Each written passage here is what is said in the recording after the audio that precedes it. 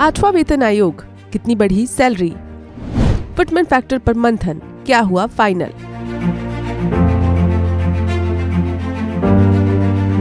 आठवें वेतन आयोग को लेकर तैयारियां तेज हो गई हैं। बुधवार 25 फरवरी को नेशनल काउंसिल जेसीएम की स्टाफ साइड ड्राफ्टिंग कमेटी की अहम बैठक हुई, जो करीब 2 घंटे तक चली।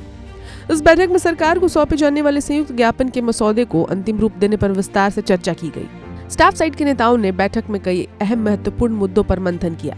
सबसे ज्यादा चर्चा फिटमेंट फैक्टर को लेकर हुई।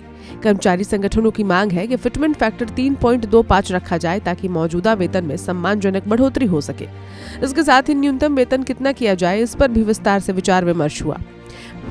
बैठक में यूनिट की संख्या, वेतन संरचना का नया पैटर्न, किन किन भत्तों को शामिल किया जाए, इन सभी बिंदुओं पर चर्चा की गई। सूत्रों के मुताबिक वेतन ढांचे को अधिक पारदर्शी और व्यवहारिक बनाने पर जोर दिया गया।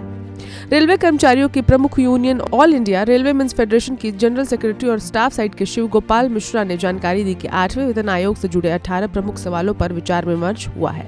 हालांकि उन्होंने स्पष्ट किया कि चर्चा अभी पूरी नहीं हुई है और 10 मार्च के बाद होने वाली अगली बैठक में इन मुद्दों पर फिर से विस्तार से बात की जाएगी।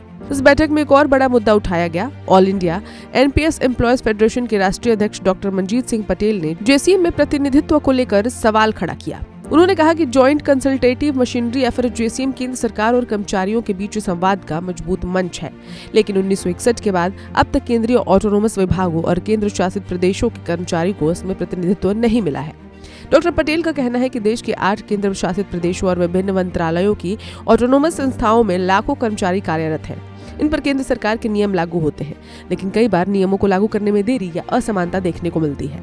ऐसे में इन कर्मचारियों को जेसीएम में प्रतिनिधित्व मिलना चाहिए ताकि उनकी समस्याओं का समय पर समाधान हो सके। बैठक के बाद उम्मीद जताई जा रही है कि एक संयुक्त ज्ञापन तैयार किया जाएगा, जिसे औपचारिक रूप से 8वें वेतन आयोग को सौंपा जाएगा। अब सबकी नजर इस बात पर है कि आयोग इन मांगों पर अपना क्या रुख अपनाता है। कर्मचारी संगठनों ने अपनी 3 बड़ी मांगों को स्पष्ट रूप से सामने रखा है। 3.25 का फिटमेंट फैक्टर, 7% सालाना इंक्रीमेंट और पुरानी पेंशन योजना की बहाली। पुरानी पेंशन योजना यानी ओल्ड पेंशन स्कीम की बहाली को लेकर भी कर्मचारी संगठनों में व्यापक समर्थन देखा जा रहा है। उनका मानना है कि इससे कर्मचारियों को सामाजिक सुरक्षा का भरोसा मिलेगा। ओपीएस बहाली पर संगठनों का जोर। गौरतलब है कि देश के 50 लाख से अधिक केंद्रीय कर्मचारी और 69 लाख से ज्यादा पेंशनर्स इस आयोग से जुड़ी सिफारिशों का इंतजार कर रहे हैं। आने वाले दशक के लिए वेतन, पेंशन और भत्तों की संरचना किस दिशा में जाएगी, ये काफी हद तक इन बैठकों और आयोग के फैसलों पर निर्भर रहने वाला है। फिलहाल इतना तय है कि 8वां वेतन आयोग सिर्फ वेतन बढ़ोतरी का मामला नहीं है, बल्कि ये केंद्र सरकार के कर्मचारियों की आर्थिक सुरक्षा, सामाजिक स्थिरता और भविष्य की वित्तीय योजना से जुड़ा सवाल बन चुका है। इस खबर में इतना ही। अपडेट्स के लिए देखते रहें वन इंडिया हिंदी।